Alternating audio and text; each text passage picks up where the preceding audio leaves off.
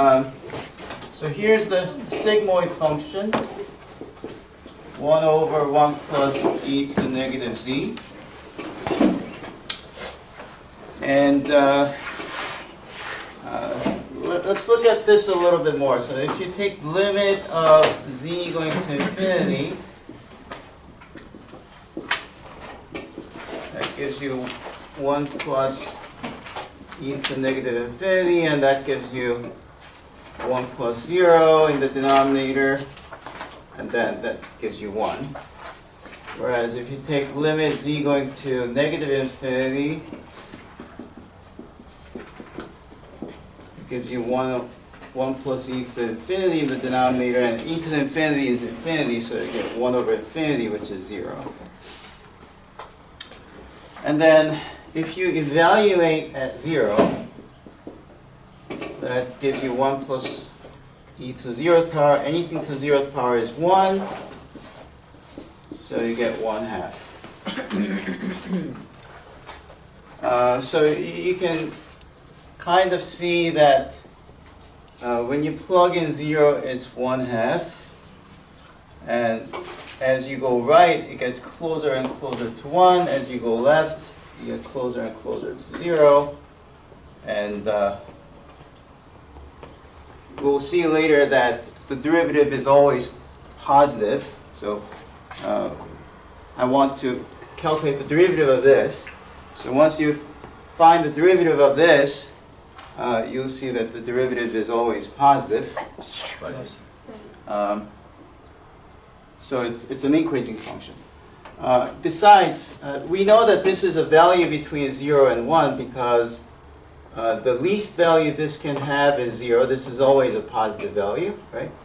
And the maximum value this can have is when you plug in negative infinity, so you get infinity. So this is a value that's positive, any positive number.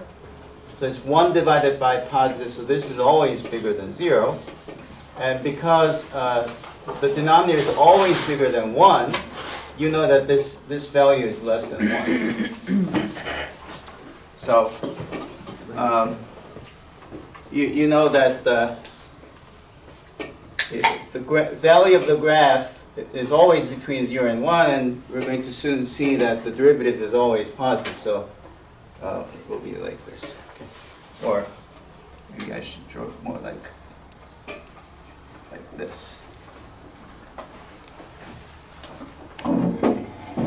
So it's almost 0 before the threshold, and then suddenly goes up and gives you something close to 1.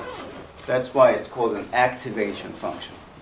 There are many activation functions, and this is one of them. Okay. So let's compute the derivative. Just classic calculus 1 question. This question could be in the final exam of calculus 1. Or maybe you had it in your final exam, who knows. So first, when you differentiate, you should be using the quotient rule because it's a quotient, right? Or you can also rewrite this as 1 plus e to the negative z to the negative 1, because who remembers quotient rule? Nobody does. So let's just use the chain rule. That's easier. Very good. Okay, some people know. Great. All right, so you have, if you differentiate using the chain rule, negative 1 comes in front. Subtract 1 is negative 2. Times, and then you have to take the inside out, and you differentiate the inside function, right? So you have to differentiate the inside function.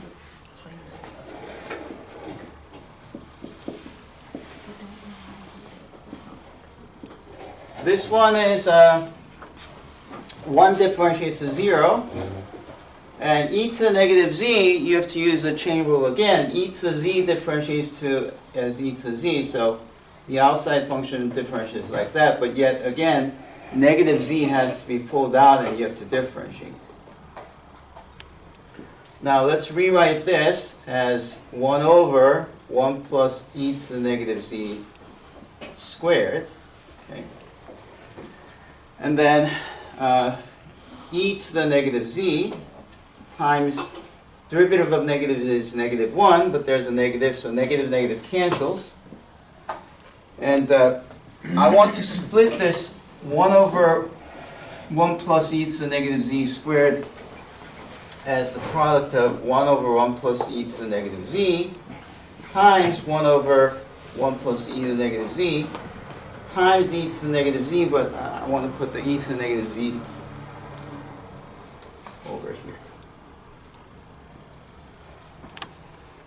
Okay. So that's the derivative. But often, for the sake of quick computation, you want to rewrite this further by noticing that this one is same as the original phi of z, right? And then if you did 1 minus phi of z, you're going to notice that this is 1 minus 1 over 1 plus e to the negative z, which is 1 plus e to the negative z minus 1 over 1 plus e to the negative z. So 1 and negative 1 cancels, which gives you this, and therefore this part is 1 minus phi. So that gives you that the derivative can be calculated phi z times 1 minus phi of z.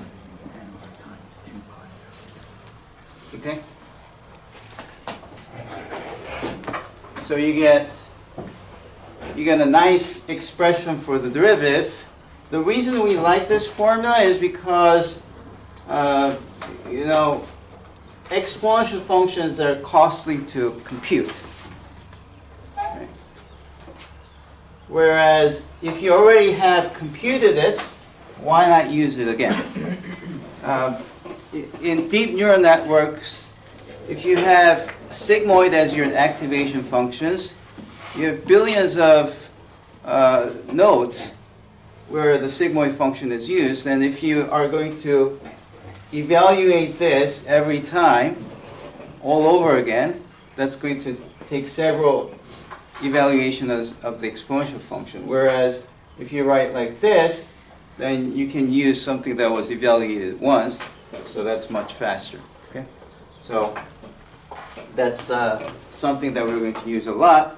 And as I promised, since the original sigmoid function is always between 0 and 1, these are both positive, which means that the graph is always increasing. And moreover, if you differentiate this again, you'll see that the peak slope happens at 0. So it has the steepest slope at 0. That's something that you're going to see.